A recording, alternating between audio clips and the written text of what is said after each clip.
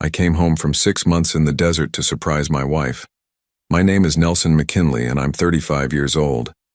I wanted to see Carla's face light up when I walked into her office at Whitmore Financial Group. I wanted to hold her, to remind myself why I'd spent half a year risking my life. Instead, I found her straddling her boss Damian Hubert in his locked office. His hands on her hips, her mouth on his. That image burned itself into my brain forever. What they didn't know about me was simple. I don't break. I don't crumble. And I sure as hell don't forgive betrayal. What happened next wasn't just about revenge. It was about justice. Every single person who thought they could destroy my life faced consequences they'd never forget. If you've been betrayed like I was, you know that feeling of complete devastation. But fighting back is possible. Damian and Carla both paid the ultimate price. I built something better from the ashes. But let me start from the beginning. Before I go any further, let me know in the comments where in the world you are watching from, and make sure to subscribe, because tomorrow I will share a story you don't want to miss. I'd been planning this surprise for weeks. The flight back from the Middle East had taken 20 hours. Transport planes, layovers, the whole exhausting routine. But I'd stayed awake the entire time imagining Carla's face when I walked through the door. We'd been married 8 years. High school sweethearts who'd made it through college, my enlistment, 3 deployments. She worked as an executive assistant at Whitmore Financial Group downtown, making decent money with good benefits. Her boss was some executive VP named Damian Hubert. I caught a cab straight from the base to her office building, still wearing my desert camis, duffel slung over my shoulder. It was just past 5 o'clock. I figured I'd catch her wrapping up her day, take her to dinner, then go home. The security guard in the lobby recognized me from the photo on Carla's desk. He smiled and waved me through with a, "Welcome home, soldier." I took the elevator to the 14th floor, my heart pounding with anticipation. I couldn't wait to see her face. The office was mostly empty. A few people were packing up, heading out for the day. I walked past the cubicles toward the executive suite where Carla's desk sat just outside her boss's office. Her desk was empty. The computer was still on, screen glowing. Her purse hung on the back of her chair. Damian's office door was closed. I paused. Something felt off. Maybe it was instinct. Maybe it was 6 months of combat training that taught me to read situations. But my gut twisted. I knocked. No answer. I tried the handle. Locked. Then I heard it. A soft sound. Feminine. Breathless. My blood went cold. I knocked harder. "Carla?" Sudden scrambling sounds erupted from inside. Muffled voices. The scrape of furniture. I didn't wait. I put my shoulder into the door. The lock was cheap office hardware. It gave on the second hit. The door swung open, and there they were. Carla was straddling Damian Hubert in his executive chair. Her skirt was hiked up around her waist. Her blouse hung half unbuttoned. His hands gripped her hips. They both froze like deer in headlights, staring at me with identical expressions of shock and horror. For 3 seconds, nobody moved. Nobody spoke. Then Carla scrambled off his lap, yanking her skirt down, fumbling with her buttons. "Nelson, oh my God, Nelson, what are you—" "Shut up." My voice came out cold and flat. The kind of voice I used on hostile contacts, not on my wife. "Don't say a single word." Damian stood up, trying to straighten his tie. His face flushed red. "Listen, man, this isn't you." I pointed at him, taking 2 steps into the office. "Sit down and don't move." Something in my tone made him obey. He sank back into his chair. I looked at Carla, really looked at her. Her lipstick was smeared. Her hair was a mess. She was still breathing hard. "How long?" I asked. "Nelson, please, let me explain." "How long?" She looked at the floor. 3 months. 3 months. I'd been deployed for 6. She'd waited exactly half my deployment before screwing her boss. "The entire time I've been gone," I said slowly, "risking my life overseas, you've been riding your boss in his office." "It's not like that." "It's exactly like that." I pulled out my phone and started taking pictures. Carla's disheveled appearance, Damian's guilty face, the locked door, the couch against the wall with scattered cushions. "What are you doing?" Carla reached for my phone. I held it away from her. Documenting. For the divorce attorney I'm hiring tomorrow. Damien finally found his voice. Look, Nelson, we can talk about this like adults. I laughed, actually laughed. Adults? You're a married man screwing your subordinate employee. That's not adult behavior, Damien. That's career-ending behavior. His face went pale. You wouldn't what? Report you to HR? To your wife Shirley? To the CEO? I leaned on his desk, getting in his face. I'm going to do all three, and I'm going to enjoy every second of watching your life implode. Nelson, please, Carla grabbed my arm. Think about us. Think about our marriage. I shook her off. There is no marriage. You destroyed it. I pulled a small recording device from my pocket. Standard issue gear I'd forgotten to turn in. Oh, and this conversation recorded. Washington's a one-party consent state. Everything you two just said? Admissible. Carla's face crumbled.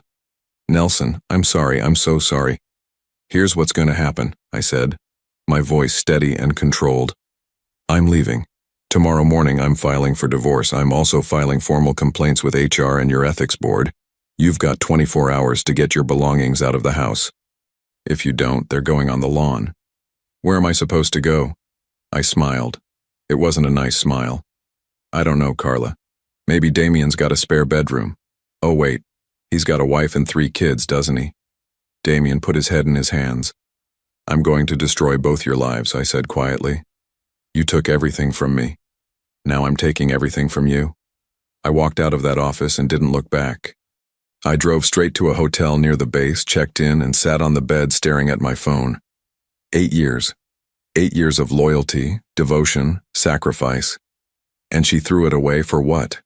Some executive with a corner office and a God complex? I made my first call. My older brother, Thomas. He was a corporate attorney in Seattle, sharp as hell and absolutely ruthless when he wanted to be. Nelson, you're back already? Yeah, and I need a favor. A big one. I told him everything. The whole sordid story. The surprise that became a nightmare, Carla on Damien's lap. The 3 months of lies. There was a long silence when I finished. Then, Jesus Christ, what do you need? Divorce attorney, the best in the state, someone who'll go for the throat, and I need them tomorrow. I know someone. Her name's Diane Adamson. She's a killer. Literally bankrupted 3 cheating spouses last year. I'll call her tonight, get you an emergency appointment for tomorrow morning. Thanks, Tommy. Nelson?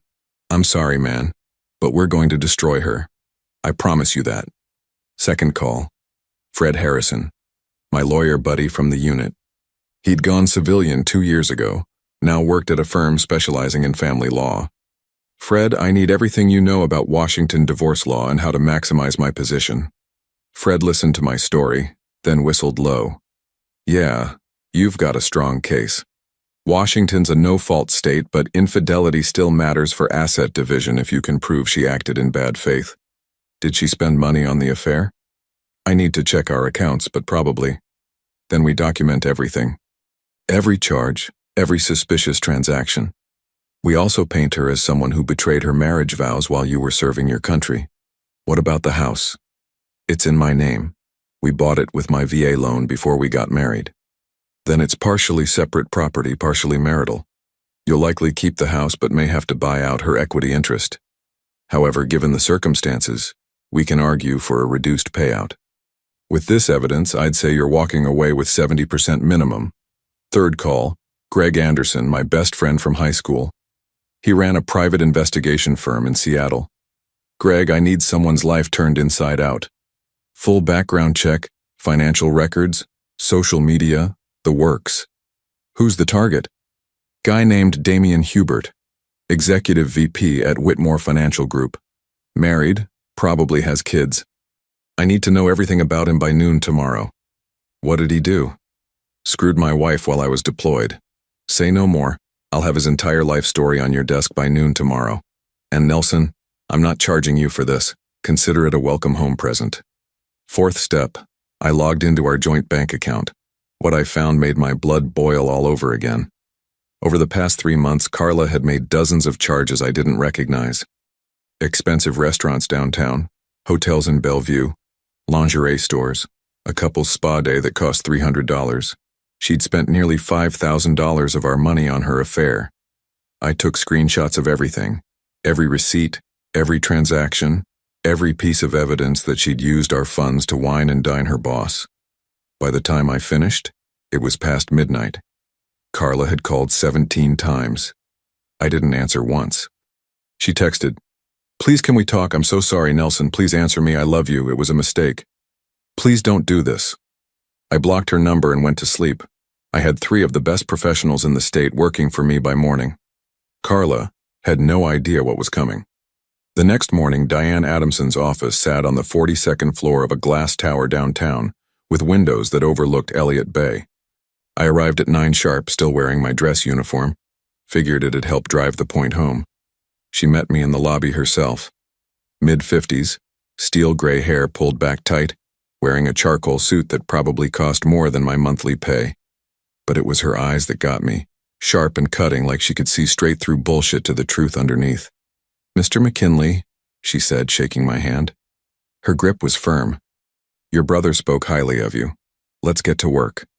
Her office was all dark wood and leather with diplomas from Yale Law covering one wall and what looked like courtroom sketches covering another.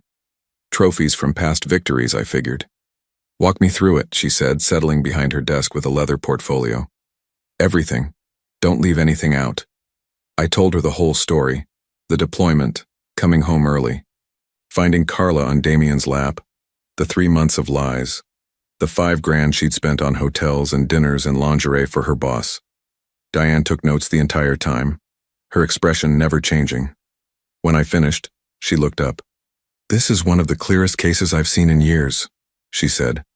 "Your wife committed adultery with her direct supervisor during your military deployment and spent marital funds on the affair. That's bad faith conduct. We can absolutely leverage this. What's the timeline? We file today for dissolution of marriage. Discovery takes about 60 days. With this evidence, I'd expect her attorney to push for settlement rather than go to trial. You'll likely be divorced in 3 to 4 months. And assets? The house is yours. You may have to buy out some equity, but given her conduct, I'd say 20% maximum. Her retirement accounts get split, but we'll argue for a 70-30 split in your favor due to the dissipation of marital assets." I leaned forward. "What about spousal support?" Diane smiled. It wasn't a warm smile. "You're a service member making what, 50,000 a year? She makes 75. In a short marriage with no kids, the higher earner sometimes pays temporary support. And given that she destroyed the marriage through infidelity, a judge might very well order it.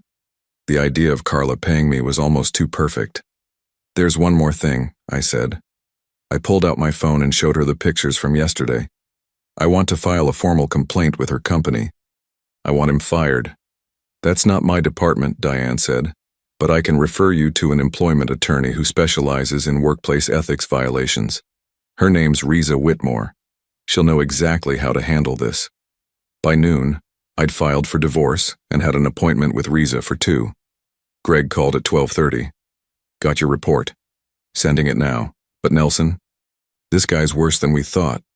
"How much worse?" "Damien Hubert, age 42. Married to Shirley Hubert for 15 years. 3 kids, 13, 10, and 8. He's had 2 previous complaints filed against him at Whitmore Financial for inappropriate behavior with female employees. Both were settled with NDAs and cash payouts." My grip tightened on the phone. "He's a repeat offender." "Exactly. The company knows he's a predator and they've been protecting him. If you file a formal complaint now, they'll have to take action or risk a massive lawsuit. I'm also sending you his wife's contact info. Figured you might want it." "You're a good friend, Greg." "Damn right I am. Go get him." 2 p.m. Riza Whitmore's office had the same commanding view as Diane's, but the energy was different. More intensity, less polish. She was younger than Diane, maybe late 30s with dark hair and an expression that said she took no prisoners.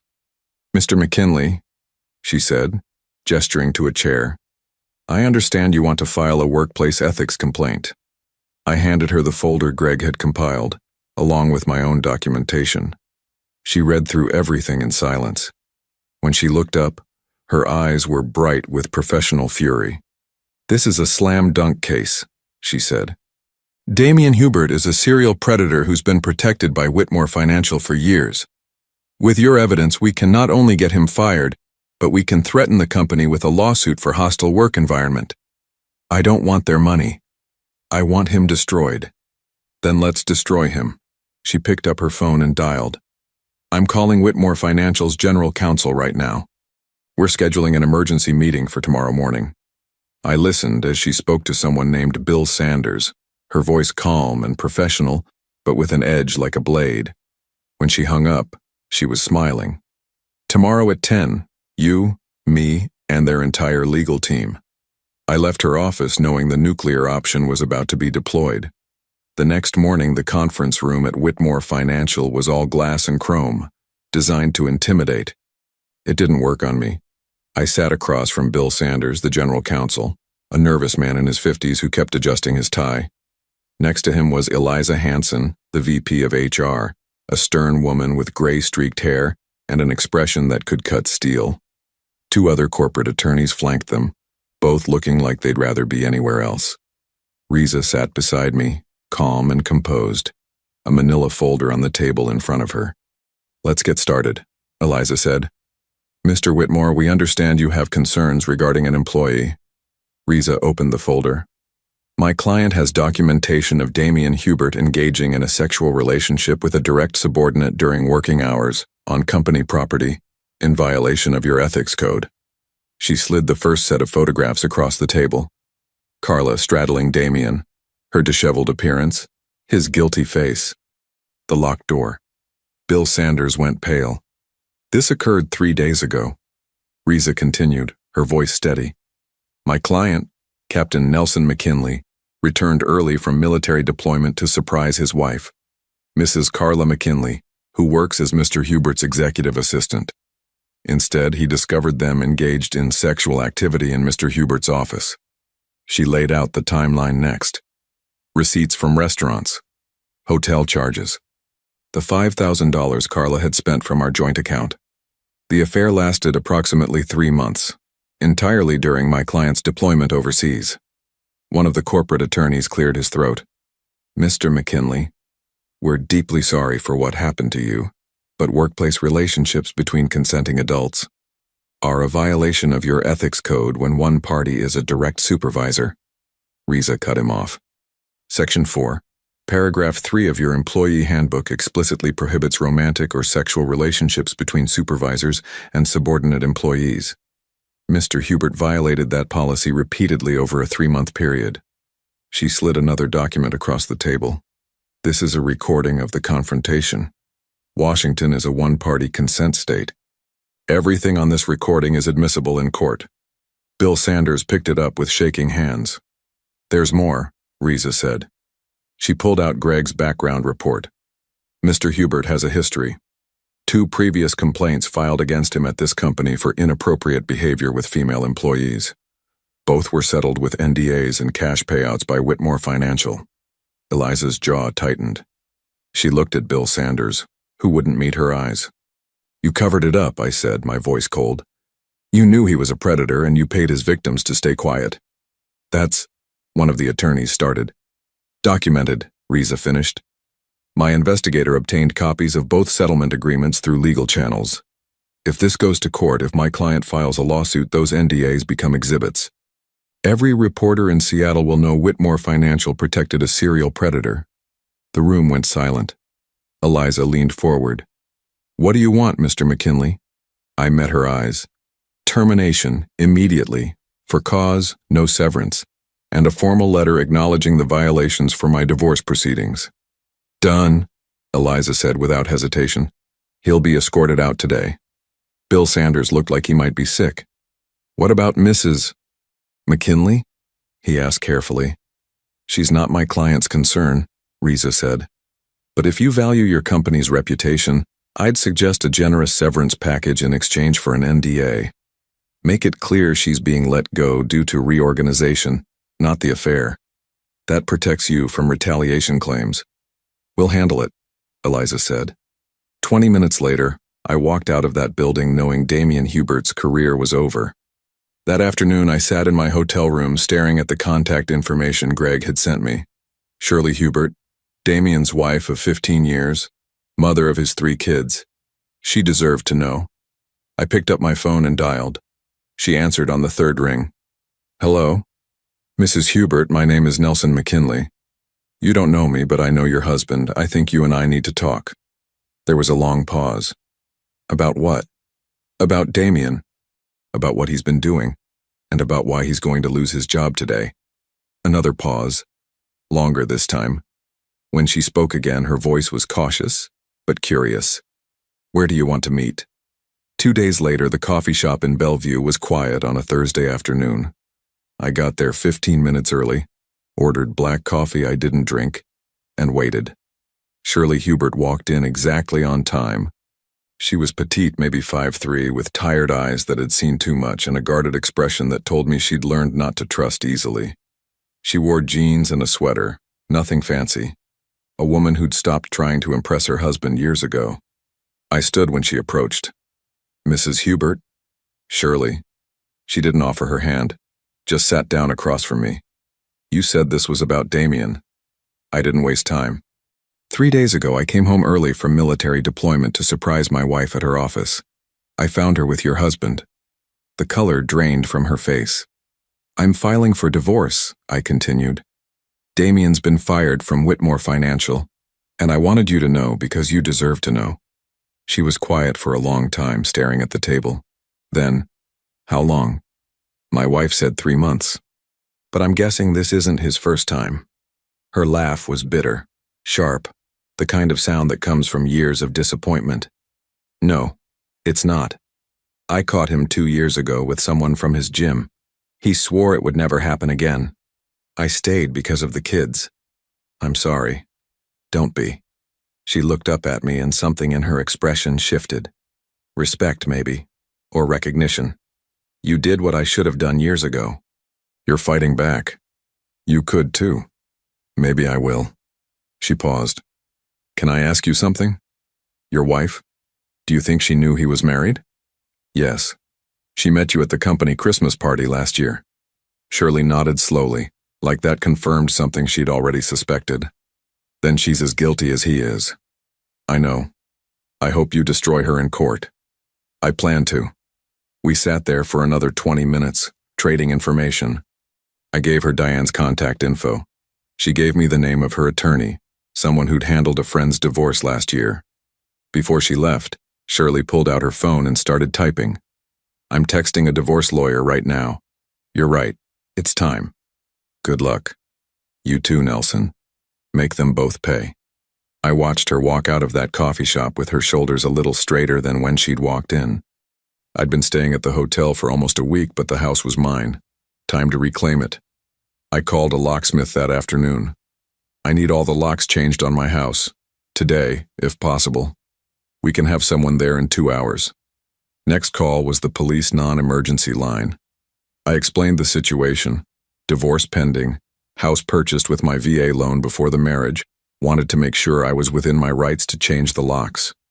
The officer, a guy named Marcus Riley who sounded bored but professional, asked, Is she on the deed? No. House was purchased with my VA loan before the marriage. Then it's your property, sir. You're within your rights to change the locks. If she has belongings inside, she'll need to coordinate with you or get a court order for retrieval. Perfect. By 6 o'clock that evening, I had new keys in my hand and Carla's car was nowhere in sight. Probably still at work, or maybe already fired and somewhere else entirely. Didn't matter. I let myself into the house with the new key. It felt different, tainted. Every room held memories I didn't want anymore. I walked through the bedroom and saw her things everywhere. Makeup scattered across the dresser, clothes spilling out of the closet, those stupid decorative pillows she'd insisted we needed on the bed. I started packing. Everything of hers went into boxes and trash bags. Clothes, shoes, toiletries, books, photographs. Every single thing that belonged to her or reminded me of her. It took 3 hours, but I didn't stop until there was nothing left. I stacked it all in the garage. Neat rows of boxes and bags labeled with black marker, Carla's belongings. Then I pulled out a burner phone I'd picked up that afternoon and texted her. Your belongings are in the garage. You have 48 hours to pick them up. Come alone. Do not attempt to enter the house. Locks have been changed. She responded within 30 seconds. Nelson, please, can we talk? I didn't reply. Just set the phone on the kitchen counter and walked through the house one more time. Every trace of her was gone. The photos we'd taken on our honeymoon. The coffee mug she always used. The blanket she kept on the couch. All of it packed away or thrown out. The house felt empty, but it also felt clean. I sat down on the couch, my couch now, and looked around at the space that was finally, completely mine. 2 days after the text message, Diane called me at 9 in the morning. Carla's attorney filed a response. I sat up straighter in the hotel room chair. And she's claiming reconciliation should be attempted, that the marriage can be saved, that she wants counseling. I laughed. Actually laughed. She wants counseling? After fucking her boss for 3 months? It's a stalling tactic, Diane said calmly. Her attorney knows she has no leverage, so he's trying to delay the inevitable. We'll file a motion to deny reconciliation based on the evidence. Judge will side with us. Good. There's something else. She's requesting spousal support. She makes more than me. I know, which is why her request will be denied. But Nelson, be prepared. Her attorney's going to try to paint you as vindictive and unreasonable. They'll argue you changed the locks without warning, that you're refusing communication, that you filed for divorce without giving her a chance to explain. Is that a problem? Not with our evidence, but expect them to try. 1 week later, the preliminary conference happened in a windowless courtroom that smelled like old carpet and stale coffee. Family Court Commissioner Janine Roberts sat at the bench looking distinctly unimpressed with everyone in the room. Carla showed up looking like hell, dark circles under her eyes, weight loss that made her cheekbones too sharp, hands that wouldn't stop trembling when she reached for the water glass on the table. Her attorney, Jeffrey Robinson, was exactly what I expected. Expensive suit, slicked back hair, that practiced sympathy smile attorneys wear when they're representing hopeless cases. Your Honor, Jeffrey began, standing with his hands clasped like he was in church. My client acknowledges she made a terrible mistake, but she believes this marriage can be saved. She's requesting the court order marriage counseling before proceeding with dissolution. Commissioner Roberts looked at me. Mr. McKinley, what's your position? I stood. I have no interest in reconciliation, Your Honor. My wife engaged in a 3-month affair with her married supervisor while I was deployed overseas. She spent $5,000 of our marital funds on this affair. She destroyed our marriage. I see no reason to delay the inevitable. Your Honor, Jeffrey jumped in, voice dripping with that reasonable tone lawyers use when they're full of shit. My client was going through a difficult emotional time. Emotional time? I cut him off, my voice harder than I meant it to be. I was getting shot at in the Middle East. That's a difficult emotional time. She was screwing her boss in his office. That's a choice. Commissioner Roberts held up a hand. Mr. McKinley, I understand you're angry, but please direct your comments to me, not opposing counsel. Apologies, Your Honor. She reviewed the file in front of her, flipping through pages while the whole room sat in silence. Carla kept her eyes on the table. Jeffrey kept glancing at her like he wished his client would stop looking so guilty. Finally, Commissioner Roberts looked up. Based on the evidence presented, I see no basis for ordering reconciliation. The petition for dissolution will proceed. Discovery deadline is 60 days from today. Next conference is scheduled for March 15th. We're adjourned. Her gavel came down with a sharp crack. Carla dissolved into tears, full-body sobs that shook her shoulders. I walked out without looking back. 1 week after the hearing, Greg called me while I was going through apartment listings. Maybe I'd sell the house after all. Too many memories. Thought you'd want to know. Carla lost her job. I set down my coffee. Already? I thought they'd give her severance. They did, 2 months, but she's out. Word on the street is Whitmore Financial is cleaning house. They fired Damien, pushed Carla out, and sent a company-wide memo about ethics violations and workplace relationships. They're trying to avoid a lawsuit. What about Damien? His life's a disaster. Shirley filed for divorce 3 days ago. She's going for the throat, full custody, the house, alimony, everything. He's already had to hire an attorney. And get this. I checked with my sources at other financial firms. He's been blackballed. Nobody will touch him. His career in Seattle is finished. Good. Nelson, the guy's lost everything. Job, marriage, reputation. His kids won't talk to him. He's living in some apartment in Tacoma. You destroyed him. He destroyed himself, I said, watching rain streak down the hotel window. I just made sure everyone found out about it. 6 weeks into the divorce process, Diane called me on a Thursday afternoon while I was filling out promotion paperwork at the base. Carla's attorney called. She wants to settle. I set down my pen. What's the offer? She's offering to accept a clean break.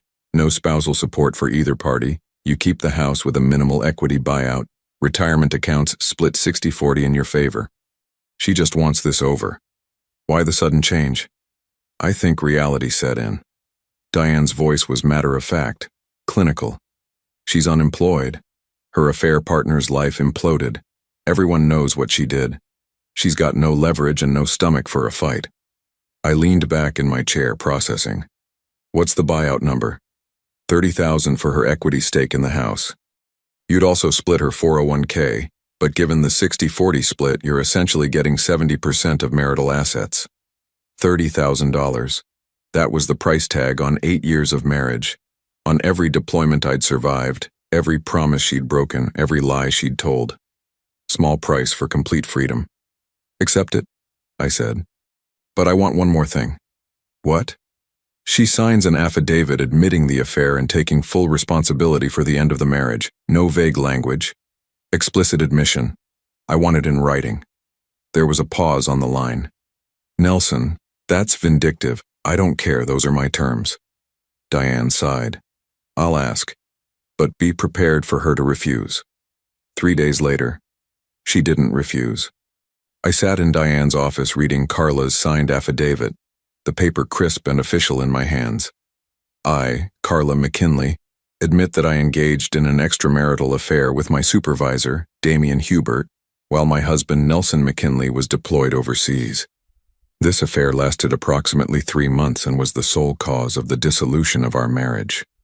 I take full responsibility for my actions and acknowledge that I betrayed my husband's trust and violated our marriage vows. I deeply regret my choices. Her signature was shaky at the bottom. Notarized, dated, official, legal proof that she destroyed everything.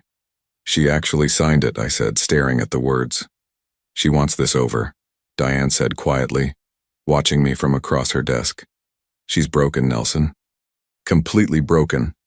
I kept reading the affidavit, looking for something, some feeling that should have been there. Satisfaction, maybe. Vindication. Victory. But all I felt was nothing. Just a hollow emptiness where 8 years of marriage used to be. Finalize it, I said, setting the paper down. I want the divorce completed as soon as possible. Done. We'll file the settlement with the court. You should be officially divorced in 30 days. I stood up, taking one last look at Carla's written confession. The thing I'd demanded. The proof I'd wanted. It didn't feel like I thought it would. Thank you, Diane, for everything. She shook my hand. You're welcome. And Nelson? You did the right thing, fighting back, refusing to be a victim. That takes strength. Maybe it did. Or maybe it just took being too angry to break. I walked out of her office, the affidavit filed away in my case folder, knowing the marriage was effectively over. Carla had admitted complete responsibility in writing. She'd signed her name to her own destruction. 30 days until it was final. 30 days until I was free. 30 days later, a cold Tuesday in March, I signed the final divorce papers in Diane's office at 10 o'clock in the morning. My signature looked steady on the page. Controlled, like I'd practiced it 1,000 times, though I hadn't. Mrs. McKinley signed remotely through her attorney about an hour ago, Diane said, sliding the documents into a folder. She's living with her parents in Spokane now. Spokane, 300 miles away. Good. Diane stood and extended her hand across the desk. Congratulations, Nelson. You're a free man. Free. The word should have meant something. Relief, maybe. Victory. But standing there in that office, shaking Diane's hand, all I felt was tired. "Thank you," I said, "for everything. You earned this outcome. Remember that." I drove home, my home, fully mine now, and parked in the driveway.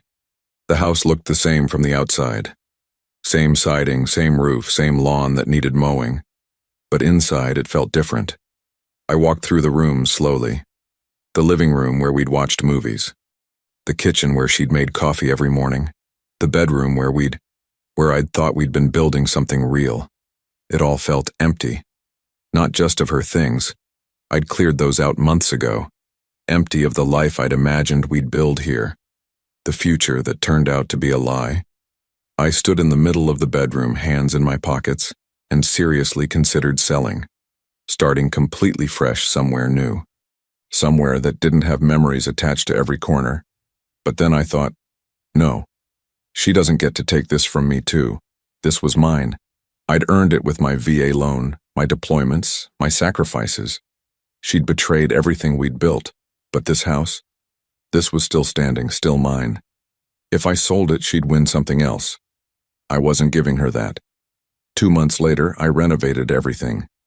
New paint on every wall, went from the beige Carla had picked to a clean, sharp gray. New furniture in the living room, new bed, new mattress, new sheets. Ripped out the decorative crap she'd bought and replaced it with stuff that actually mattered to me. Framed photos from my unit. Military commendations. Things that represented who I was, not who we'd pretended to be. Every trace of the marriage. Erased. By the time I finished, the house felt different. Clean. Like I'd scrubbed away 8 years of lies and built something honest in their place. My unit was supportive through the whole thing. Nobody pried. Nobody asked questions I didn't want to answer. They just had my back. After a training exercise in late May, my commanding officer, Colonel Richard Donovan, pulled me aside near the transport vehicles. "McKinley, got a minute?" "Yes, sir." He crossed his arms, looking at me with that steady, evaluating expression COs have. "I heard about your situation. What your wife did while you were deployed." I tensed slightly. "Sir, I'm not prying. I just want you to know you did the right thing. What she did, that's unconscionable. You held your head high and handled it like a soldier. I respect that." Something in my chest loosened. "Thank you, sir. Also." He smiled slightly. "We're putting you up for promotion. You've earned it. Captain." I made captain 3 months later. Greg kept me updated on the fallout without me even asking. Damien's divorce was brutal, he said over beers one night. Shirley took him to the cleaners. She got the house, 70% of assets, full custody of the kids. Good for her. He's working at some small accounting firm in Tacoma now, making maybe $45,000 a year, living in a studio apartment. Greg shook his head. Last I heard, his oldest kid, the 13-year-old, refuses to see him, won't even take his calls. I sipped my beer. His reputation? Toast, completely destroyed in the financial sector. Nobody will touch him. He's starting over from scratch at 42. Good, I said, and I meant it. Carla found work as a receptionist somewhere in Spokane. Heard she's living with her parents still. A receptionist, after making $75,000 a year as an executive assistant. Consequences. She sent an email through her attorney a few weeks ago. Greg added carefully, asking if you two could talk. I didn't respond, just stared at my beer. You didn't answer, did you? No. Good. She made her choices. You made yours. There was nothing left to say to her. Nothing that mattered anymore. 8 months after the divorce, I met someone. It happened at a veterans networking event on base. One of those mixers where former service members connect over shared experiences and job opportunities. Her name was Leslie Wright. She had an easy laugh, paint-stained hands from teaching weekend art classes, and the kind of presence that made you feel like she actually listened when you talked. We ended up in the same conversation circle, talking about deployments and the weird adjustment back to civilian life. The things civilians never understand about military service. My ex-husband couldn't handle it, she said, her voice matter of fact. The deployments, the long hours, the stress. He said he didn't sign up to be a military spouse. We divorced 2 years ago. My ex-wife couldn't handle fidelity, I said. Fucked her boss while I was deployed. Her eyes widened. Jesus, I'm sorry. I'm not. She did me a favor. Showed me who she really was before I wasted any more time on her. Leslie studied me for a moment. That's a healthy way to look at it. Took me a while to get there. A week later, we met for coffee at a place near the base. Nothing fancy, just good coffee and honest conversation. Army, 4 years, Leslie said, wrapping her hands around her mug. Got out and went civilian. Now I'm a program manager for a defense contractor. Less exciting, better pay, no one shooting at me. I smiled. Sounds like a win. What about you, still active? Yeah, just made captain. Congratulations. We talked about everything. The good parts of service, the hard parts, the things that stay with you long after you take off the uniform. She got it. All of it. And somewhere in that conversation, sitting across from someone who understood sacrifice and commitment, I realized something. I was ready. Ready to move forward. Ready to build something new with someone who wouldn't destroy it. What happened next? How do I even tell you this without sounding like some Hollywood ending? 6 months into dating Leslie, I brought her to a family dinner at Thomas's place. My brother had a nice house in the Seattle suburbs, one of those places that screams successful attorney without being obnoxious about it. His wife had made pot roast, the kind that reminded me of Sunday dinners when we were kids. Leslie fit right in. She talked art with Thomas's wife, swapped deployment stories with my cousin who'd done 2 tours in Afghanistan, and laughed at my uncle's terrible jokes without faking it. After dinner, Thomas pulled me aside on the back deck. She's good for you, he said, handing me a beer. I took it. Yeah, she is. You seem lighter, like you finally let go of all that anger. Had I? I thought about it for a second. The cold fury that had driven me through those first months after finding Carla. It wasn't gone exactly, but it wasn't eating me alive anymore either. Carla destroyed the marriage, I said slowly. But she didn't destroy me, I rebuilt. I moved on. And you know what, I'm actually happier now than I was before. Thomas smiled. That's the best revenge, little brother. Living well. 1 year after we met, I asked Leslie to marry me. Nothing fancy. We were hiking in the Cascades and the moment just felt right. I got down on one knee on a rocky overlook with the mountains stretched out behind us. Leslie Wright, will you marry me? She said yes before I even finished the question. The wedding was small. Close family, a few friends from the unit, Greg standing next to me as best man. No drama, no stress, no wondering if someone was going to betray me. Just a celebration of 2 people who'd found each other after surviving their own battles. When Leslie and I said our vows, I meant every single word. And I knew, actually knew, she meant hers too. That's what trust looks like when it's real. 2 years after the divorce, I ran into someone at a coffee shop who knew Carla, some mutual acquaintance from way back. Heard she's still in Spokane, the guy said. Working at a dentist's office, living with her parents. I think she's dating someone, but I don't know much about him. Good for her, I said. And I meant it. Not in a bitter way, in a genuinely indifferent way. She was no longer part of my life. Her choices, her consequences, her future. None of it involved me anymore. Greg had stopped sending me updates on Damien months ago. Last I'd heard, he was still scraping by in Tacoma, still estranged from his kids, still trying to rebuild a career that would never recover. Meanwhile, my life had never been better. I'd been promoted to major. Leslie and I had bought a house together, bigger than my old one, in a better neighborhood filled with memories we were building together. We were talking about starting a family. I thought about revenge sometimes, whether it had been worth it, whether I'd gone too far. But then I'd remember finding Carla on Damien's lap. I'd remember the 3 months of lies, the $5,000 of our money she'd spent on her affair, the betrayal while I was risking my life overseas. And I'd remember that I didn't destroy them. They destroyed themselves. I just made sure everyone knew about it. That's not revenge. That's justice. Carla made her choice. Damien made his. They both paid the price for their actions. Their marriages ended. Their careers crumbled. Their reputations were shattered. And me? I built something better from the ashes. A life based on loyalty, honesty, and mutual respect. A partnership with someone who understood sacrifice and commitment. I won. Not because I destroyed them, though I did, but because I refused to let their betrayal define me. I chose to fight. I chose to demand justice. I chose to protect what was mine and build something new. And every single day I wake up next to someone who would never betray me. I go to work, knowing I'm respected and valued. I come home to a house filled with love instead of lies. That's worth more than any revenge. But I'd be lying if I said I didn't enjoy watching them fall. Justice, after all, tastes pretty damn sweet. I believe stories such as this find us for a reason. If this one touches you, please subscribe. I share a new one every day. In the meantime, there are 2 stories on the screen that are even better.